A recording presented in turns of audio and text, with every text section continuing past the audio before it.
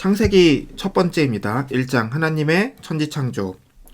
창조 전의 상태가 어떠했는가요? 이 철학적인 것에서의 가장 기본적인 궁금증은 시작이었어요. 그죠? 근데 나의 시작이 무엇이냐라고 될 수도 있고, 우리 집안의 시작이 무엇이냐가 궁금증이 될 수도 있고, 넘어가서 우리의 마을 혹은 우리의 나라의 시작이 무엇이냐라는 것이 가장 큰 질문일 수도 있는 것이죠.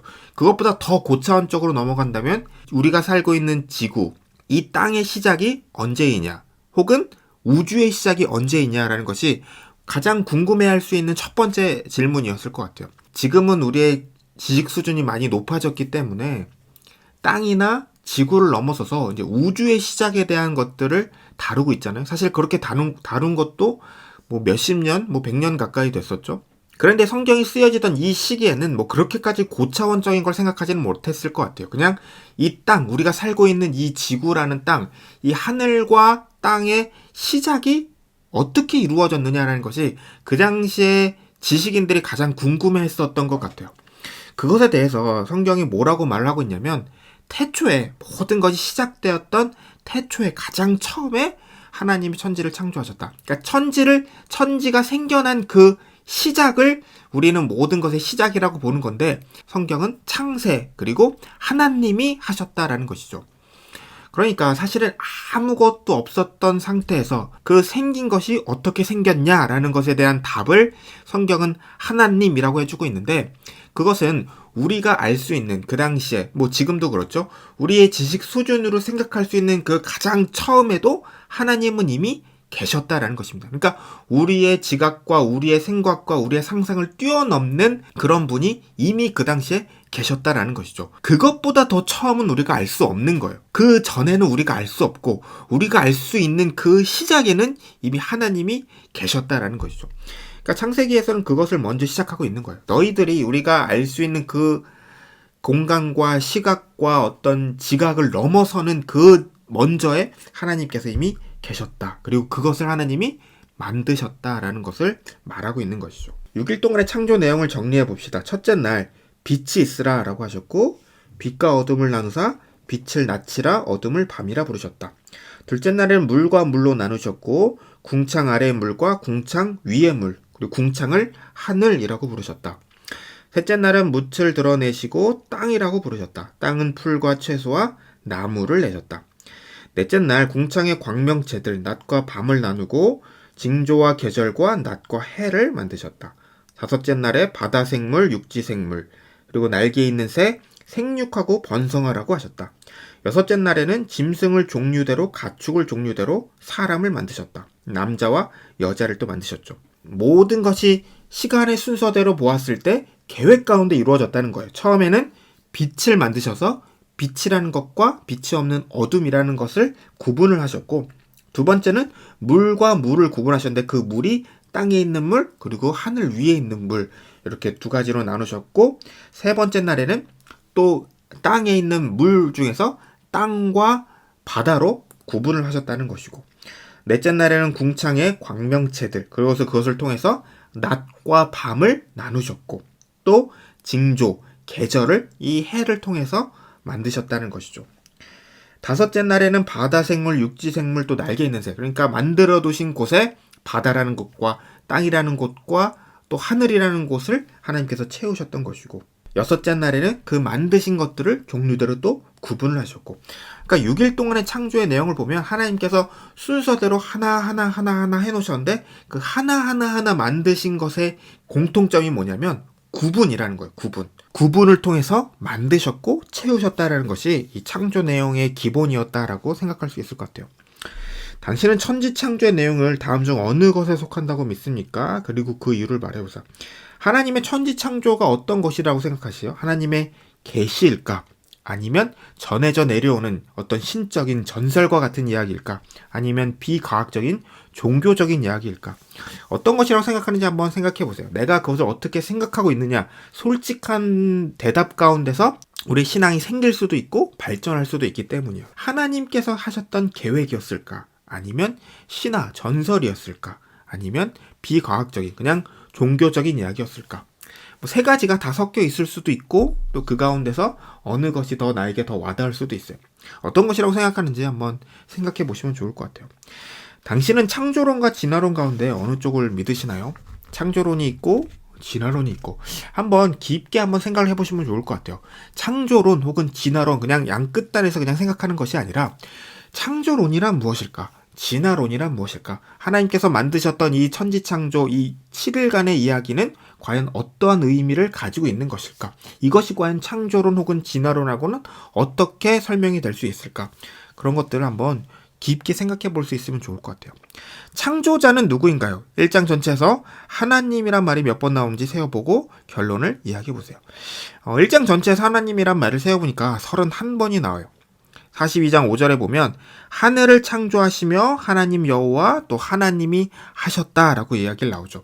그러니까 사실은 1장을 통해서 하고 싶은 이야기는 너희들이 생각하는 너희들이 누리는 너희들이 기억하고 있는 이 모든 것들을 하나님이 하셨다라는 거예요. 그러니까 하나님에 대한 이야기를 하고 있는 거예요. 시작이라는 것을 설명함에 있어서 우리는 시작이라는 걸 생각할 때 과학적으로는 혹은 수학적으로는 어떠한 알 수 없는 어떤 현상이 있어서 그 현상을 통해서 이렇게 퍼져나갔을 것이다 라고 생각을 하는데 성경에서 말하는 시작은 하나님이라는 거죠. 그러니까 사실은 이것이 너무 그렇게 과학적인 접근을 해야 될 필요도 없고 너무 역사적인 접근을 해야 될 필요도 없고 너무 신화적으로 받아들일 필요도 없이 여기서 말하는 것은 무엇이냐면 하나님이라는 거예요.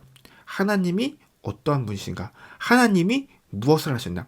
그러니까 우리가 신앙생활 하면서 내가 어떻게 태어났고 내가 어떻게 자랐냐라는 것을 과학적으로 논리적으로 그리고 역사적으로 생각을 해보면 분명히 우리는 부모님에 의해서 태어났었고 부모님이 길러주셨고 여러 가지 있는 시스템 속에서 공부를 하고 습득을 하면서 내가 조금씩 커나가고 성장해 나간 거죠. 그런 걸로만 생각하면 하나님이 나한테 하신 것은 하나도 없어요. 나를 태어나게 하신 것도 하나님이 아니고 나를 자라게 하신 것도 하나님이 아니고 내가 배우고 내가 또 습득하고 뭔가를 행하게 하는데도 하나님이 하신 것은 아무것도 없어요. 그러면 과연 하나님이 나한테 해준 것이 무엇이 있느냐? 나랑 하나님이 어떠한 관계 가운데 있느냐라는 것이 물음이 되는 것이죠. 그러니까 종교가 있는 사람들, 우리가 하나님을 믿는 사람들은 하나님이 나에게 무엇을 해주셨을까라고 했었을 때 여러 가지 말이 나오는 사람들이 있고 아무 말도 못하는 사람들이 있어요. 거기에 어떤 차이가 있을까?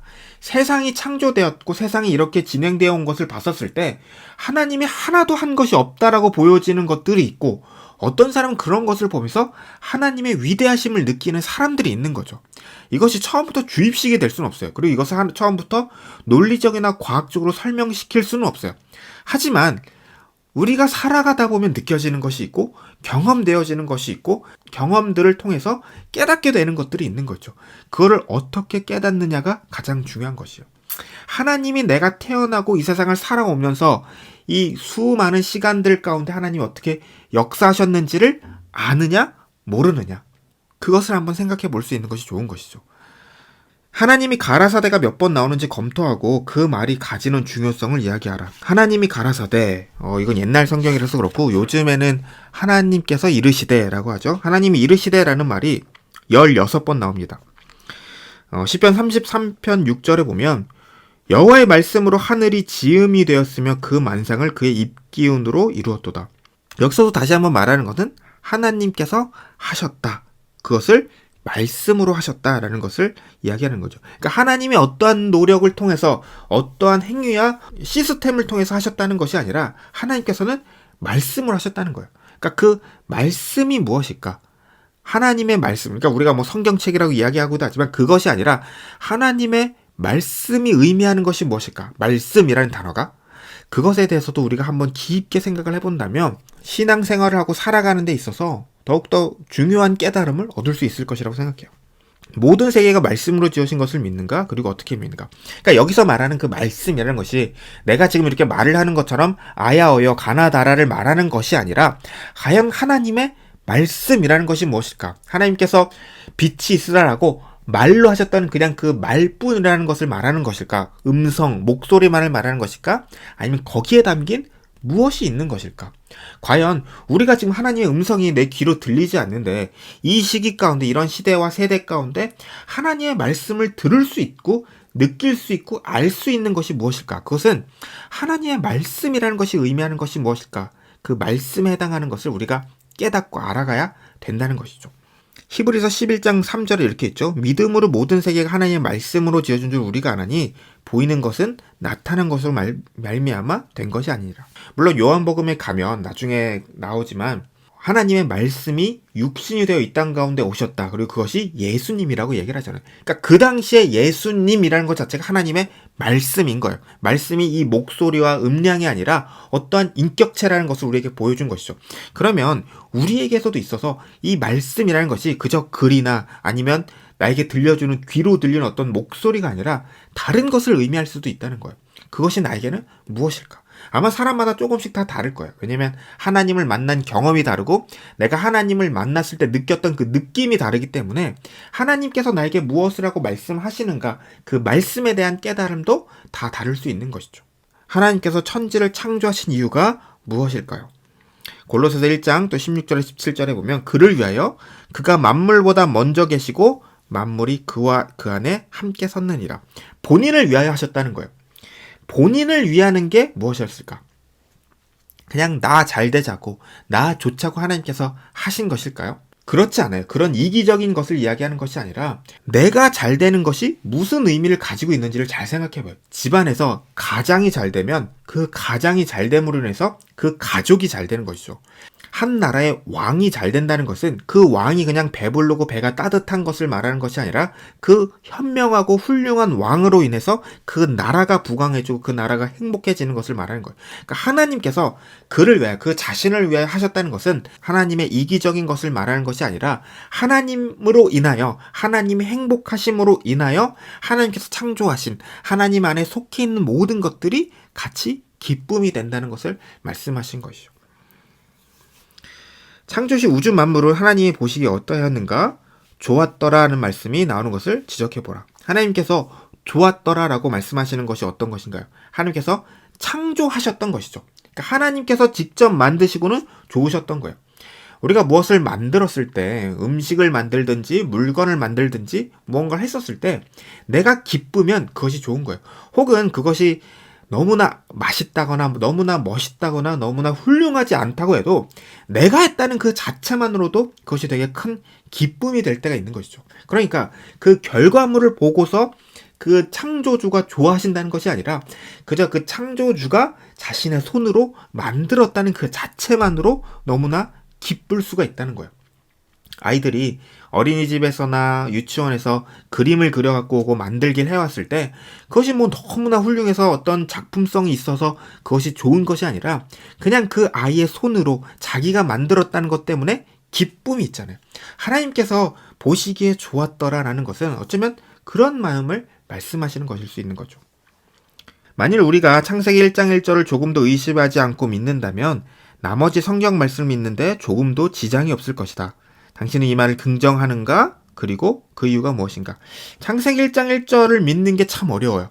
이거를 믿으면 사실 그 뒤로의 이야기는 믿기 어려운 것이 아무것도 없어요. 해가 뜨고 해가 달이 지고 해가 멈춰 있고 바다가 갈라지고 내 손으로 만든 것이기 때문에 하나님께서는 다 가능하신 거예요. 그리고 누구는 벌하시고 누구는 칭찬하시고 누구는 의인이라고 하고 누구는 악인이라고 하는 이유도 우리가 자녀를 보면 잘못했을 때 혼낼 수도 있고 잘했을 때 칭찬했을 수도 있고 잘못했지만 용서해 줄 때도 있고 잘했지만 침묵할 때도 있는 거죠. 그러니까 하나님께서 만드신 주권자이고 하나님께서 모든 것의 주인이시라면 자기의 것을 어떻게 대하는지는 우리가 이해할 수가 있는 거죠. 그러니까 창세기 1장 1절을 믿으면 그 뒤의 이야기는 하나도 이상할 것이 없는 거예요. 그런데 내가 창세기 1장 1절을 믿느냐? 그것은 다른 이야기죠. 창세기 1장 1절을 믿을 수 있을까요? 태초에 하나님이 계셨고 그 하나님이 모든 것을 만드셨다. 내가 생각하는 우리 인간의 지식의 수준의 끝에 혹은 그 처음에 최고도의 지식 수준 그 너머에 이미 하나님이 계셨고 그분께서 하셨다. 그것을 우리가 믿을 수 있을까요?